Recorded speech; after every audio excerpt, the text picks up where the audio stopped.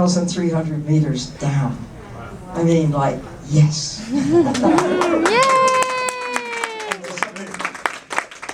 The submarines that you actually made happen, the Mir 1 and Mir 2.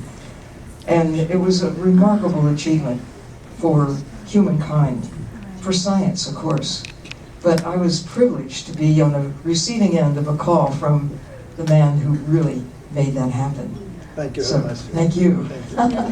You see, we live in amazing times to actually see things, do things. And Jim Cameron, to go to the deepest place in the ocean, solo for the first time, and for the first time in half a century. Don Walsh is probably not in this room, but he's at this conference, and we're going to celebrate him for his achievements. I mean, if you could choose a time to be born, as I have heard it sung, actually, if I could be anywhere in time, it would be now. If I could be anywhere, it would be here. That's Jackson Browne, who was on the Mission Blue expedition that took place about a year later. Actually, it was in 2010, when some of you lucky ducks, I see you, Edie Witter, you were there to talk about some of your favorite things, the things that flash, sparkle, and glow, that didn't occur in Lake Baikal, freshwater, but in the ocean almost everywhere. You see these creatures that make their own light or borrow it from bacteria or something. But anyway, you were there as a part of this group assembled by the Tedsters to really figure out a plan. Where do we go to make a difference, to ignite public support, to change the way people think about the ocean, to realize that with every breath you take, every drop of water you drink, you're connected to the ocean. Even if you've never seen the ocean, never touched the ocean touches you with every breath you take, every drop of water you drink. And this is the time that for the first time we can inspire people to know that. And this conference, this film conference, brings together people who have the power to make these magical things happen.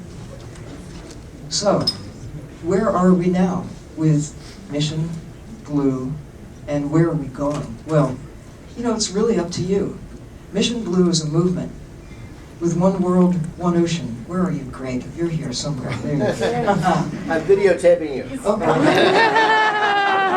of course he's videotaping. That's what he does. Oh, goodness. And Sean, there you are, in the middle of things, with the power of communicating and using their mighty powers of more than 30 years of making magnificent films that have been shared around, and now dedicating their considerable expertise to really furthering this concept of how do you change the way people think about the ocean so they really appreciate where air comes from, where water comes from, what we're doing to the ocean, and what we can do to return the favor. They give, the ocean gives us life, now we have to give the ocean a break, give the ocean life. I mean, every one of you here is doing something. I mean, I just focus on a few faces, but all of you, every one of you, is making a difference one way or the other, and that's what we have to continue doing.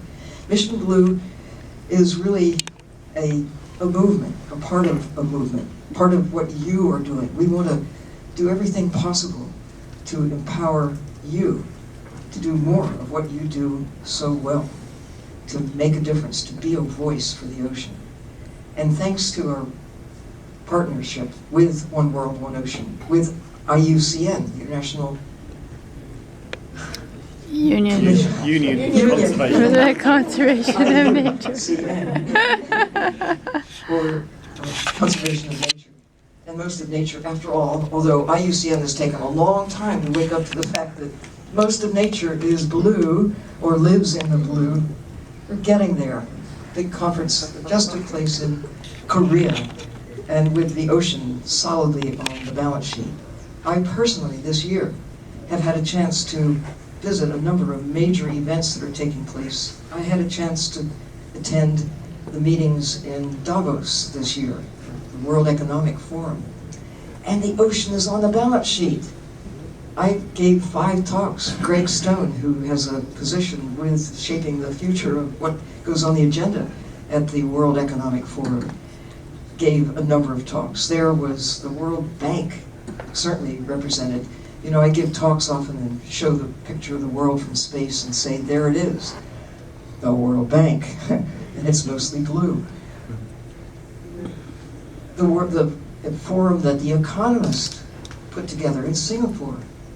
I mean, and then even before that, having a chance to go with Wyland, the artist, and with Susan Middleton, another artist and photographer, to halfway across the Pacific, to go to the Midway Island, called Midway for a good reason, and meet with the animals there and try to be a voice for them. Most recently, going to the Cook Islands on a mini expedition with Conservation International.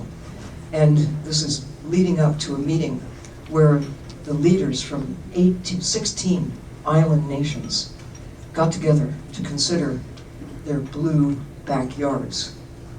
We're not doing as good a job in this country really understanding the importance of our exclusive economic zone as an opportunity to get it right, for heaven's sakes. That the United States, there's another United States out there, larger than the part that we think of as our country.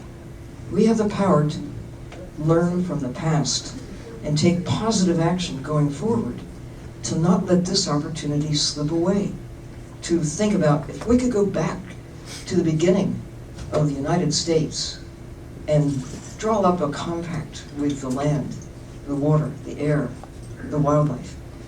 We have that opportunity with the ocean at this stage.